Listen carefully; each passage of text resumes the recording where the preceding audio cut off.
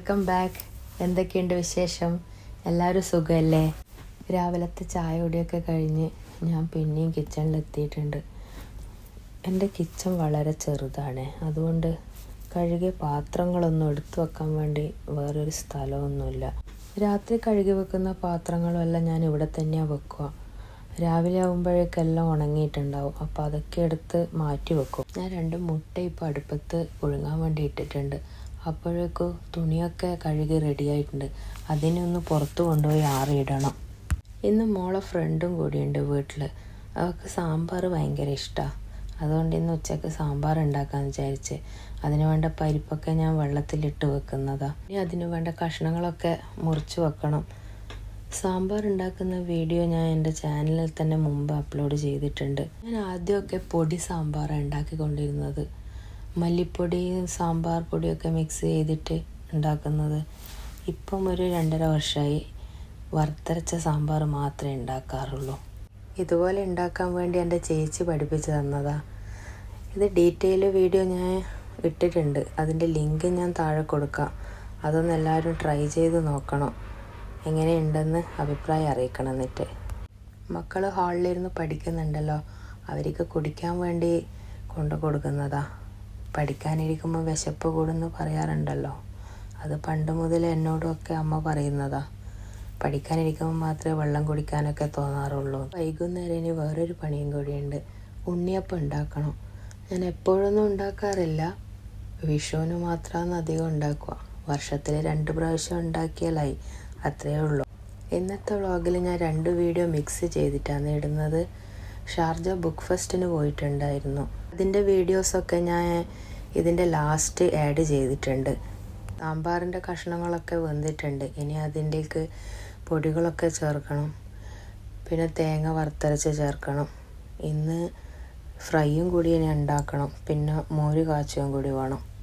ഇന്ന് നല്ല അയക്കൂറ ഫ്രൈ ആണ് ഉണ്ടാക്കുന്നത്. ഇവിടെ ഒരു മീൻ കിട്ടാൻ തുടങ്ങിക്കഴിഞ്ഞാൽ കുറേ നാളത്തേക്ക് അത് തന്നെയായിരിക്കും. ഞാനങ്ങനെ എപ്പോഴൊന്നും ഫ്രൈ ചെയ്യാറില്ല. ആഴ്ചയിൽ 2-3 ദിവസം മാത്രമേ ഫ്രൈ ചെയ്യാറുള്ളൂ. എണ്ണയൊന്നും അധികം ഉപയോഗിക്കണ്ടെന്ന് വിചാരിച്ചിട്ട് തന്നെ അങ്ങനെയൊക്കെ ചെയ്യുന്നത്. ഇനി എയർ ഫ്രയറിലൊന്ന് ചെയ്ത് നോക്കണം. അങ്ങനെ കറികളൊക്കെ റെഡി ആയിട്ടുണ്ട്. മോരും കൂടി കാച്ചി കഴിഞ്ഞ് അങ്ങനെ ചോറും സാമ്പാറും ഫ്രൈ ഒക്കെ റെഡി ആയിട്ടുണ്ട്. ഒക്കെ ടേബിളിൽ കൊണ്ടുപോയി വെക്കുന്ന. വീഡിയോ എടുക്കുന്നത് കൊണ്ട് ആരും സാധനങ്ങൾ എടുത്ത് വെക്കാൻ പോലും വന്നിട്ടില്ല. ഞാൻ വീഡിയോയിൽ പല ഭാഗത്ത് നോക്കി സംസാരിക്കുന്നത് അവരെല്ലാവരും ചുറ്റിനും ഇരുന്നിട്ടുണ്ട്. അവരോട് നോക്കി സംസാരിക്കുന്നതാ. ചോറ് തിന്നാൽ ലേറ്റായതുകൊണ്ട് പെട്ടെന്നാവട്ടെ എന്ന് അവിടുന്ന് പറഞ്ഞുകൊണ്ടിരിക്കുന്നുണ്ട്. പിന്നെ ഇന്ന് ചോറിന് ഇന്നലെ ബാക്കിയുണ്ടായ മീൻകറിയും പായസവും കൂടി ഉണ്ടായിരുന്നു. ഇന്ന് ടേബിൾ നിറയെ വിഭവങ്ങളുണ്ടല്ലോ എന്ന് ഞാൻ അവിടെ നിന്ന് ഇങ്ങനെ പറയുമ്പോൾ എന്നെ അപ്പുറത്തുനിന്ന് തമാശയാക്കുന്നതാണ്. 2 എണ്ണം ഇന്നലത്തേതല്ലേ എന്ന് പറഞ്ഞിട്ട്. അതാണ് ഞാൻ അവിടെ നിന്ന് കയ്യിനെ കൊണ്ട് കാണിക്കുന്നത്. ഇന്ന് ചോറ് തിന്ന് കഴിഞ്ഞിട്ടും കിച്ചണിൽ ചെറിയ ക്ലീനിങ് പരിപാടിയൊക്കെ ഉണ്ട്. അങ്ങനെ നമ്മൾ ചോറ് തിന്നാൻ ഇരുന്നിട്ടുണ്ട്. നെല്ലിക്ക അച്ചാറാണ് ഇടുന്നത്. അത് ഞാൻ മുമ്പ് ഉണ്ടാക്കിയതാണ്. അതിൻ്റെയും വീഡിയോ ഞാൻ ഇട്ടിട്ടുണ്ട്.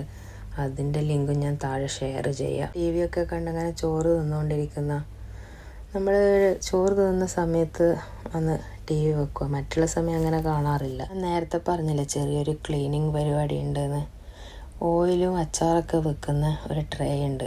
അതാകെ കച്ചറിയായി കിടക്കുന്ന അച്ചാറിങ്ങനെ നാട്ടിൽ നിന്ന് ഓരോ ആൾക്കാർ വരുമ്പോൾ ഇങ്ങനെ കൊണ്ടുവരും. അപ്പം അതിങ്ങനെ വെച്ച് അതിൻ്റെ അകത്ത് പുറത്തേക്ക് എണ്ണ ഇങ്ങനെ പടർന്നിട്ടുണ്ടാവും. പിന്നെ നമ്മൾ സ്ഥിരം ഉപയോഗിക്കുന്ന എണ്ണയോ ഇടയ്ക്കിടയ്ക്കെടുത്ത് ഞാൻ ക്ലീനാക്കി വെക്കുന്നതാണ്. ഇപ്പോൾ 1 മാസത്തിൽ കൂടുതലായെന്ന് തോന്നുന്നു അത് ക്ലീനാക്കാണ്ട് വെച്ചിട്ട്. അത് അങ്ങനെ കച്ചറ കൂടിയത്. എല്ലാം കഴുകി കഴിഞ്ഞിട്ടുണ്ട്. ഇനി തുടച്ചിട്ട് എടുത്ത് വെക്കണം. അച്ചാറിങ്ങനെ ഉച്ചക്കും രാത്രിയും എല്ലാം എടുക്കുന്നതല്ലേ, അതുകൊണ്ട് അതിൻ്റെ അകത്തുനിന്ന് എപ്പോഴും ഓയിൽ പുറത്തേക്ക് ഇങ്ങനെ വരും. ഓയിൽ വെക്കുന്ന ട്രേ ഞാൻ ഇവിടെ അടുത്തുനിന്ന് തന്നെ വാങ്ങിയതാണ്. ഡേ ടു ഡേ എന്ന് പറഞ്ഞ ഷോപ്പിൽ നിന്ന് വാങ്ങിയതാണ്. അതൊക്കെ കഴിഞ്ഞ് ഇനിയിപ്പോൾ ടേബിളൊന്ന് ക്ലീനാക്കണം. അത് കഴിഞ്ഞിട്ട് ഞാൻ നേരത്തെ പറഞ്ഞിരുന്നല്ലോ ഉണ്ണിയപ്പം ഉണ്ടാക്കണമെന്ന്. ഇത് ഞാൻ തലേന്ന് രാത്രി എടുത്ത വീഡിയോ ആണ്. 1 ഗ്ലാസ് പച്ചരി തലേന്ന് രാത്രി കഴുകിയിട്ട് വെള്ളത്തിൽ കുതിരാനിട്ടിട്ടുണ്ടായിരുന്നു. പിന്നെ വെള്ളം അത് മധുരത്തിന് ആവശ്യത്തിന് എടുത്താൽ മതി. ചിലർക്ക് മധുരം കൂടുതൽ ഇഷ്ടം ഉണ്ടാകും, ചിലർക്ക് മധുരം കുറവായിരിക്കും ഇഷ്ടം. അതിന് കുറച്ച് വെള്ളത്തിൽ തിളപ്പിച്ച് അരിച്ചിട്ട് മാറ്റി വെച്ചാൽ മതി. രാത്രി വെള്ളത്തിലിട്ട് വെച്ച പച്ചരി ഉണ്ടല്ലോ, അത് രാവിലെ എടുത്ത് മിക്സീൻ്റെ ജാറിലേക്ക് മാറ്റിയിട്ട് ഒരു 3 പഴവും കൂടി അതിലേക്ക് മിക്സ് ചെയ്തിട്ട് തരിതരിപ്പായി അരച്ചിട്ട് മാറ്റി വെക്കണം. ഞാൻ 1 ഗ്ലാസ് പച്ചരി മാത്രം എടുത്തത് കൊണ്ടാണ് 3 പഴം എടുത്തത്. എന്നിട്ട് അതിലേക്ക് നേരത്തെ അരിച്ചു വെച്ച വെല്ലവും ഒഴിക്കണം.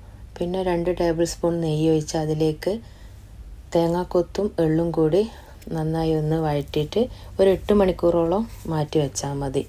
പിന്നെ വൈകുന്നേരമായപ്പോൾ വിളക്കൊക്കെ വെച്ച് കഴിഞ്ഞ് കിച്ചണിലെത്തിയതാണ്. അപ്പം ചുടാൻ വേണ്ടിയിട്ട് എൻ്റെ നോൺ സ്റ്റിക്കിൻ്റെ അപ്പച്ചട്ടിയാണ് അത്. വെളിച്ചെണ്ണയും പശു നെയ്യും കൂടി മിക്സ് ചെയ്തിട്ടാണ് ഞാൻ അപ്പം ചുടുന്നത്. നല്ല അടിപൊളി അപ്പമാണെന്ന് എല്ലാവരും പറഞ്ഞ്, അതുകൊണ്ടൊരു സന്തോഷമായി. നമ്മൾ കഷ്ടപ്പെട്ടാലും ടേസ്റ്റ് ഉണ്ടല്ലോ. ഇത് ഞാൻ വേറൊരു ദിവസം എടുത്ത വീഡിയോ ആണ്. ഞാൻ നേരത്തെ പറഞ്ഞിരുന്നില്ല, ഇന്നത്തെ വ്ളോഗിൽ 2 വീഡിയോ കൂടി മിക്സ് ചെയ്തിട്ടാണ് കാണിക്കുന്നതെന്ന്. നമ്മൾ ഷാർജ ബുക്ക് ഫെയറിന് പോയിട്ടുണ്ടായിരുന്നു. അതിൻ്റെ കുറച്ച് ക്ലിപ്സാണ് ഇപ്പം കാണിക്കുന്നത്. ഞാനും മോളെ ഫ്രണ്ടും കൂടിയാണ് പോയത്. എൻ്റെ കുറേ ഫ്രണ്ട്സിൻ്റെ ബുക്ക് ഇപ്രാവശ്യം പബ്ലിഷ് ചെയ്യുന്നുണ്ട്. അതും കൂടി വാങ്ങാൻ വേണ്ടിയാണ് ഞാൻ പോകുന്നത്. എല്ലാ സ്റ്റാളിലും തിരക്കുണ്ടായിരുന്നു. എന്നാലും അത്ര നമ്മളെ മലയാളത്തിൻ്റെ സ്റ്റാളിലുണ്ടായി അത്ര തിരക്കുണ്ടായിരുന്നില്ല.